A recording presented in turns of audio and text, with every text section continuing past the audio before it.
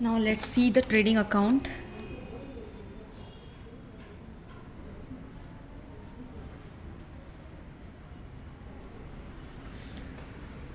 इसे हम व्यापार खाता या व्यापारिक खाता भी कहते हैं।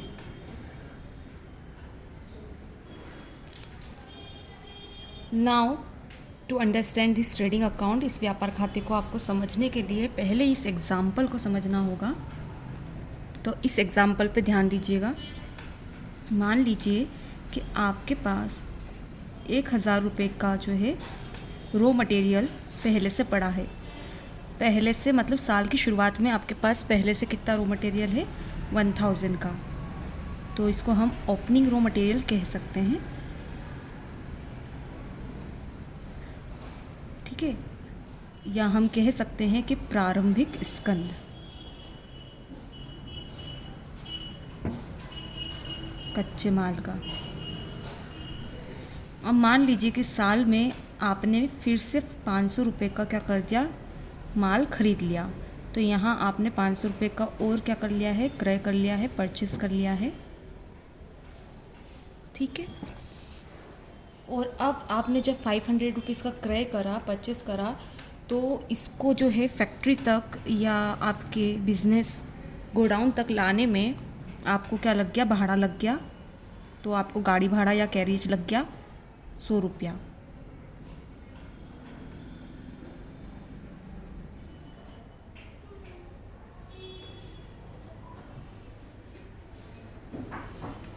ठीक है, तो आपको ये कच्चा माल टोटल कितने का पड़ा। तो आपको ये कच्चा माल जो है टोटल आपके पास कितने का पड़ा हुआ है। तो आपके पास टोटल कच्चा माल जो है 1500 का नहीं पड़ा है, बल्कि 1000 और 500 का माल तो है, लेकिन ये जो 100 रुपये जो खर्चा हो गया है ये भी इसमें जोड़ा जाएगा। ठीक है, तो टोटल आपको जो है ये पड़ेगा 1600 का।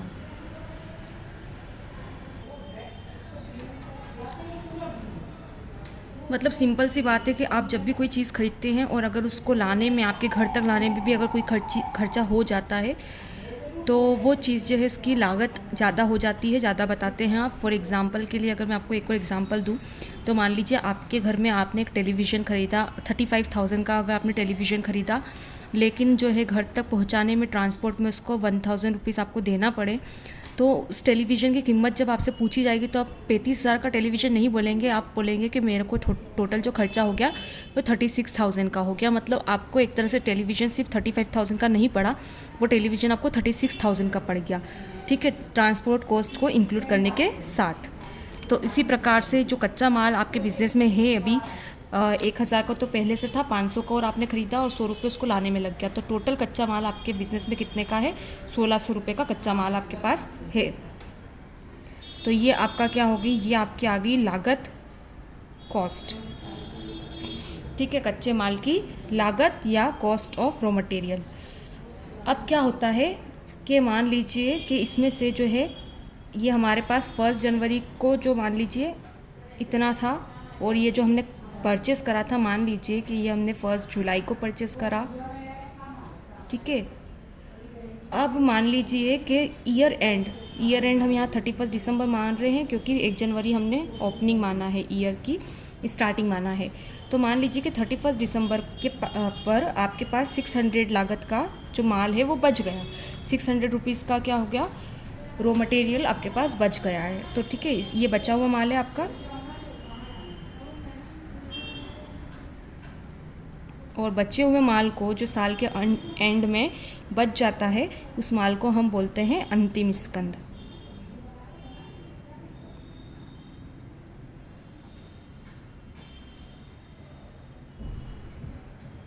ठीक है, और क्लोजिंग स्टॉक भी बोलते हैं।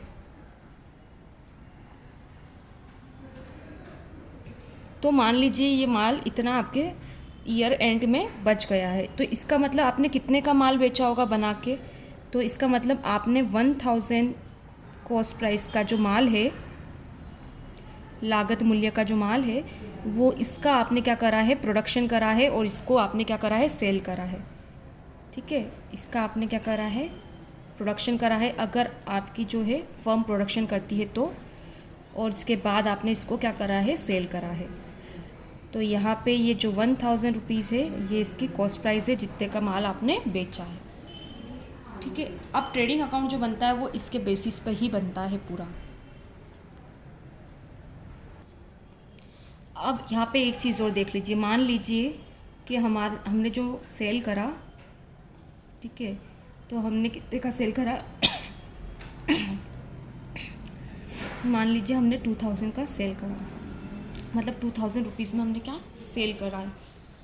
कितनी यूनिट का सेल कर दिया हमने, यहाँ पे 600 का तो बच गया है, मतलब हमने सिर्फ 1000 यूनिट का क्या करा है, 1000 की जो लागत है उसका क्या करा है, सेलिंग करी है। कितने में सेलिंग करी, 2000 में। तो अब अगर मैं आपको यहाँ बोलूँ कि आप प्रॉफिट निकालिए, तो आप प्रॉफिट आराम से निकाल सकते हैं।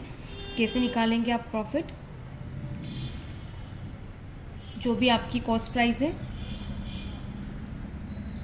उसमें से आप क्या माइनस कर देंगे, सेलिंग प्राइस। ठीक है, तो कॉस्ट प्राइस भी उतने की ही होना चाहिए जितना आप बेच रहे हैं। मतलब यहाँ पे मान लीजिए यहाँ पे जो आपने बेच दिया, आपको पता है कि 600 का बच गया है, 1600 का हमारे पास टोटल कॉस्ट प्राइस का क्या था, कच्चा माल था, उसमें से 600 रुपीज़ का कच्चा माल बच गया। इसका मतलब हमने 1000 का क्या करा है, प्रोड्यूस करके सेल करा है। तो ये जो 1000 कॉस्ट प्राइस का माल जो है प्रोड्यूस करके हमने सेल करा है, तो यहाँ हम कॉस्ट प्राइस में लिख सकते हैं कि 1000 कॉस्ट प्राइस का माल हमने क्या करा है, प्रोड्यूस करा है और सेल करा है। और इसको सेल कितने में करा है आपने, 2000 रुपीज़ में। तो यहाँ आप प्रॉफिट आराम से निकाल सकते हैं। तो आपका प्रॉफिट कितना आया, 1000 रुपीज़। ठीक है, ये आपका क्या हो गया, प्रॉफिट हो गया। ठीक है, अब हमारा ट्रेडिंग अकाउंट इसके बेसिस पे कैसे बनेगा इसको हम समझते हैं।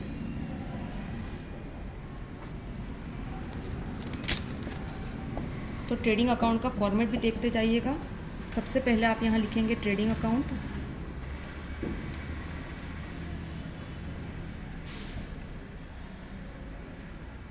व्यापार खाता, और यहाँ हम डालेंगे हमारा year ending, for the year ending, और जो भी डेट है वो यहाँ आ जाएगी। ठीक है, इसके बाद पर्टिकुलर्स, अमाउंट, पर्टिकुलर अमाउंट, ये इस अकाउंट का फॉर्मेट है।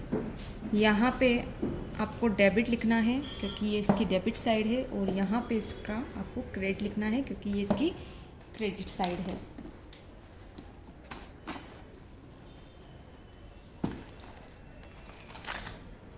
और आपको ये लाइन खींच लेनी है।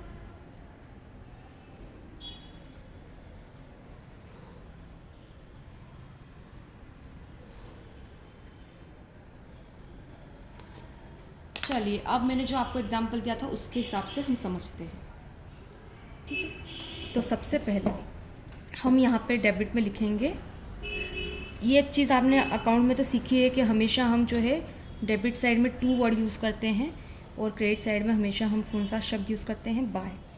ठीक है, तो यहाँ हम सबसे पहले जो भी ओपनिंग स्टॉक हमारा पड़ा होगा, मतलब बचा हुआ जो माल होगा, वो यहाँ पे हम लिखेंगे ओपनिंग स्टॉक। ठीक है, उसके बाद हमने जो भी परचेस करा है रॉ मटेरियल, वो हम यहाँ पे लिखेंगे। ठीक है, आपको यहाँ पे एक चीज़ और ध्यान रखनी है कि ये जो परचेस आएगा, ये आएगा आपका नेट परचेस। नेट परचेस क्या होता है हम अभी आगे देखेंगे, पर पहले आप इतना समझिए।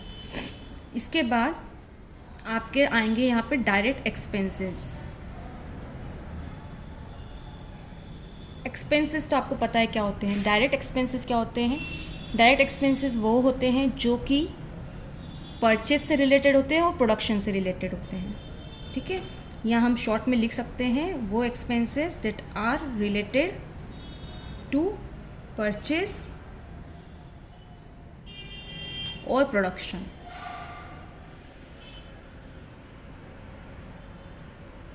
जब भी कोई चीज़ मैन्युफैक्चर होती है या किसी चीज़ का प्रोडक्शन होता है तो उसमें जो भी खर्चा होता है, ठीक है, जो डायरेक्ट प्रत्यक्ष रूप से जो खर्चे होते हैं उसके अंदर, उसको हम डायरेक्ट एक्सपेंसेस बोलते हैं। हिंदी में हम इसे प्रत्यक्ष व्यय बोलते हैं। ठीक है, और परचेस, अगर आप कच्चा माल लाए हैं प्रोडक्शन के लिए, तो कच्चा माल आप ला रहे हैं तो उसका भी आप परचेस कर रहे हैं। तो उससे रिलेटेड खर्चे भी कहाँ आएंगे, इसके अंदर आएंगे। याद रखिएगा, माल के क्रय से रिलेटेड चीज़ें आएगी, आपकी संपत्ति के क्रय से रिलेटेड चीज़ें यहाँ नहीं आएगी। असेट्स अगर आपने कोई परचेस करा है तो उससे रिलेटेड चीज़ नहीं आएगी। यहाँ जो आप माल खरीद रहे हैं आगे प्रोडक्शन करने के लिए या बेचने के लिए, उस माल से संबंधित अगर आपने कोई परचेस करा है तो वो खर्चे इसमें आएंगे। इसके बाद हमारे यहाँ पे जो है क्लोजिंग स्टॉक आएगा, मतलब आपका बचा हुआ कच्चा माल, अगर जो भी बचा हुआ माल है वो यहाँ पे आ जाएगा। ठीक है, ये चीज़ हमने करी थी पहले भी। यहाँ पे हमने ये करा था ओपनिंग स्टॉक, इसमें प्लस करा था हमने परचेस, और इसमें प्लस करे थे हमने एक्सपेंसेस। ये तीनों चीज़ें हमने प्लस करी थी। यहाँ पे भी हम वो तीनों चीज़ें एक ही साइड लिख रहे हैं, क्योंकि ये एक ही साइड में क्या हो जाएगी, प्लस हो जाएगी। उसके बाद हमने क्या करा था, इसमें से माइनस करा था, ये चीज़ हमने माइनस करी थी 600 बचा हुआ माल अंतिम स्कंद क्लोजिंग स्टॉक। हमने 600 को माइनस करा था, इसलिए हमने इसको इस साइड लिखा है, क्योंकि आपको पता है कि डेबिट और क्रेडिट साइड क्या होती है, माइनस होती है। तो हम इस साइड लिख देंगे तो अपने आप ही ये टोटल होने के बाद क्लोजिंग स्टॉक में से क्या हो जाएगा, माइनस हो जाएगा। ठीक है, अब मैंने आपको बताया था कि जो है ये तो हमारा इतना अगर हम कर लेते हैं तो हमारी कॉस्ट आ जाएगी। ठीक है, बिके हुए माल की लागत, मतलब जब आप इतना प्लस करने के बाद क्लोजिंग स्टॉक माइनस करेंगे तो आपके पास क्या आ जाएगा, बिके हुए माल की लागत आ जाएगी। ठीक है, लेकिन प्रॉफिट कितना हुआ है ये पता करने के लिए हमको क्या करना पड़ेगा, सेलिंग प्राइस पता करनी पड़ेगी। उस सेलिंग प्राइस में से क्या करना पड़ेगा, इसे माइनस करना पड़ेगा। तो अभी हमने आगे करा था, प्रॉफिट निकालने के लिए जो कॉस्ट प्राइस थी उसमें से सेलिंग प्राइस को माइनस करा था। ठीक है, और कॉस्ट प्राइस हमने कैसे निकाली थी, कॉस्ट प्राइस हमने निकाली थी opening stock plus purchase plus expenses. ठीक है, ये थी टोटल गुड्स की कॉस्ट प्राइस। लेकिन बचे हुए गुड्स की, जो बिक गया है उसको, जो बच गया है गुड्स, जो क्लोजिंग स्टॉक बच गया है उसको अगर हम अलग हटा दें तो जो बिक गया है गुड्स उसकी प्राइस आ जाती है हमारी, यहाँ पे कॉस्ट प्राइस आ जाती है किसकी, बिके हुए माल की।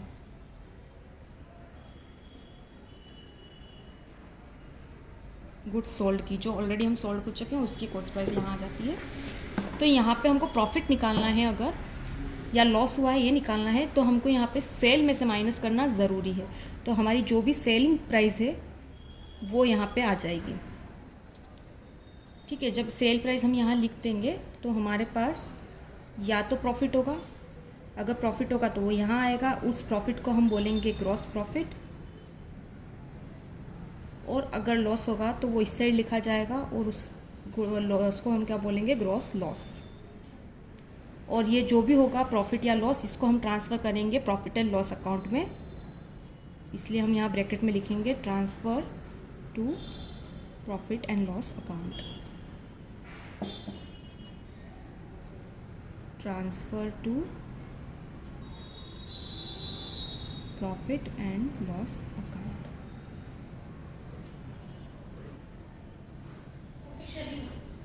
यहाँ आप टोटल करेंगे अकाउंट का। तो ये फॉर्मेट है ट्रेडिंग अकाउंट का। अब इसको हम एक बार और समझते हैं कि मैंने सेल यहाँ क्यों लिखा है। तो मैंने आपको बताया कि opening stock plus purchase plus expenses, ठीक है, ये टोटल जो है ये क्या आई है, कॉस्ट प्राइस आई है, लागत मूल्य आया है ये। लेकिन हमें क्या निकालना है, बिके हुए माल का लागत मूल्य।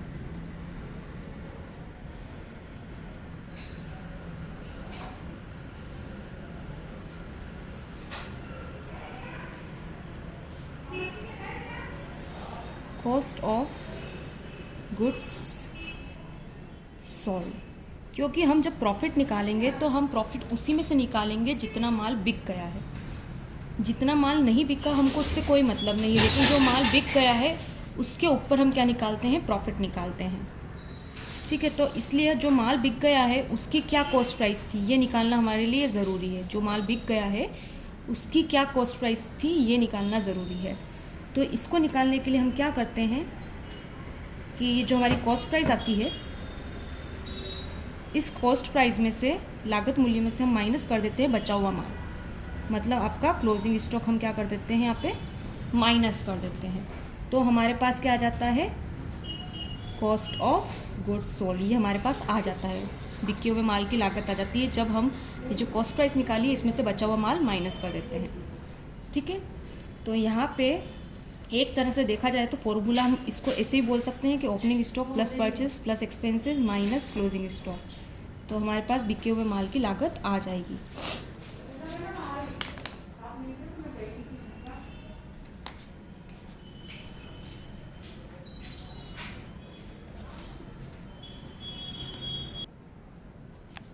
तो एक बार जब हमारे पास कॉस्ट ऑफ गुड्स सोल्ड आ जाएंगे, बिके हुए माल की लागत आ जाएगी, तो हम क्या कर सकते हैं, प्रॉफिट निकाल सकते हैं।